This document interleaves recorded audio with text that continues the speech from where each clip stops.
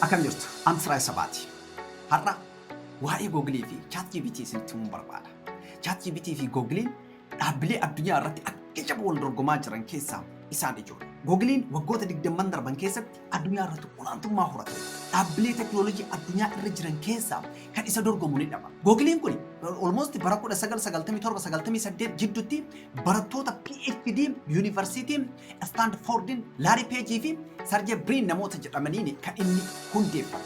Googliin galiiwwan argatu keessaa dhibbeentaa 60 sarchi injiin irraa argata. Dhibbeentaa 9 YouTube irraa argata. Dhibbeentaa 13 email wantoota akkasii irraa argata.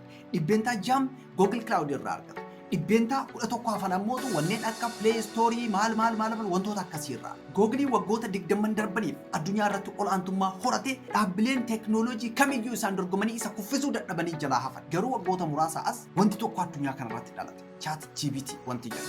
ChatGPT kun yeroo dhalate Googlii kana luka takkaaniin dhaabe. Wantichi si ajaa'iba. Akka namaas si waliin haasa. Chat waliin gochuu dandeessa teette. Waan feete yoo ta'e wajjin haasofsi wajjin haasa. Googliin akkasiin jedhe gaafii keetiif deebii deebisuudhaan weebsaayitiiwwan garaagaraa kan deebiin kee keessatti argama jedhee yaadu sii fida.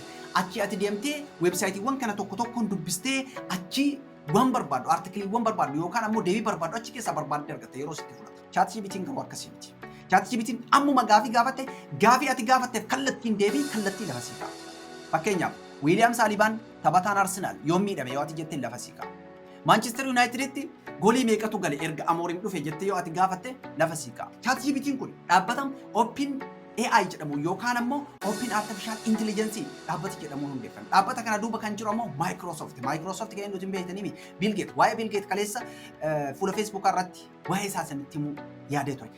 Bill Gates kaampaanii Microsoft jedhamu kana kan hundeeffame. Dhaabbata addunyaa irratti baay'ee beekamaa Microsoft maal jedhe si fakkaata Bill Gates yeroo tokko. Addunyaa kana irratti namni hiyyeessi nama beekumsa hin qabneedha jedha. Namni beekumsa qabu garuu kan mallaqa hin qabne hiyyeessa hin jedhamu jedha. Namni beekumsa hin qabne garuu ammoo kan mallaqa qabu hiyyeessaa jedha. Sababni isaa mallaqa sana akkaataa itti fayyadamu yookaan akkaataa itti susimu yookaan akka mallaqni sun wal horu waan hin beekneef hiyyeessaa jedha. Gaafa tokko mallaqa isaa dhabuun hin hafu jedha. Garuu namni beekumsa qabu kan mallaqa takka hin qabne hiyyeessa hin jedhamu jedha. Kanaaf mallaqa caalaa beekumsa abuuruun ilma namaatiif baay'ee murteessaadha. Sababni isaa beekumsatu mallaqa fida waan ta'eef. Hoogganaan Googlii Sundar Pichai maal jedheen beekumsi Bard Chat kan Googliin amma kalaqee lafa kaa'een beekumsa ChatGPT'n qabu dachaa hedduun caalaa jedhee lafa nuu kaa'e.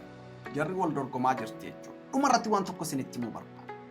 Nama Jeffrey Hinton jedhamu Godfather of AI jedhanii namni kun Googlii keessatti waggoota 10 hojjete. Waggoota 10 Googlii keessa hojjete keessatti waa'ee Artificial Intelligence kana bal'inaan hin qorataa ture.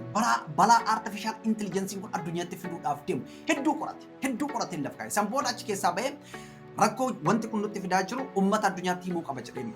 Artificial Intelligence waggoota muraasaan booda hojjetaa boombaa fi hojjetaa ifaatiin ala nama kamii irraayyuu hojii fudhachuu deema. Wantichi beekumsi isaa beekumsa namaati oole. Waa'ee beekumsaatiin wal qabatee namni lammii Ingiliz hayyuun tiyoorii fiiziksii Stephen Hawking namni jedhamu bara 2018 yeroo du'uudhaaf ga'u waggoota muraasa booda beekumsi Artificial Intelligence ilma namaatiin wal bira qabamee gaafa ilaalamu ilmi namaa Artificial Intelligence biratti beekumsi isaa akka daa'ima xiqqooreef dhalatteeti jedhee lafa kaa'een. Amma immoo ifaan ifatti arguu jirra. Rakkoo hojii dhabdummaa Artificial Intelligence nutti fidaa jiru jalaa ba'uudhaaf hayyoonni waan kanaa kan dhaaban kanneen akka Jeffrey Hinton fa'a kan dhaamanii barachuu qofaa jedha. Beekumsa waan sanii horachuu qofa. Advanteejiin jiru tokko Artificial Intelligence ajajju malee ofiin hin hojjetu. Meebii gara fuulduraatti waan ta'u hin beeku. Ammatti ajajju malee ofiin hin hojjetu. Ajajuudhaaf waa'ee isaa beekuu qabdu. Amaloota isaa beekuu qabdu. Akkaataa itti gaafatu, akkaataa itti ajajju barachuu qabdu. Furmaata kan jennu addunyaa wajjin nu tarkaanfachiisa jennee wanti nu yaannu barnoota teknooloojiiti. Kanaaf Yursiteek bara 2026 bara faranjoota haaratti barnoota gosoota 11 barsuudhaaf qophaa'ee jira. Hedduun keessan gurraa qabda. Barnoota kana barachuudhaaf qophaa'a. Achi keessatti waa'een Artificial Intelligence jira, waa'ee weebsaayitii akkaataa koodiidhaan itti hojjetan jira, wantoonni garaagaraa jira. Uummanni keenya nama biliyoona 60 hundi namaa barnoota teknooloojii irratti xiyyeeffachuu qaba. Kanaaf Yursiteek bara haaraatti barnoota haaraa isinii qabatee dhiyaatee jira. Irraa baradhaa itti fayyadama galmaa.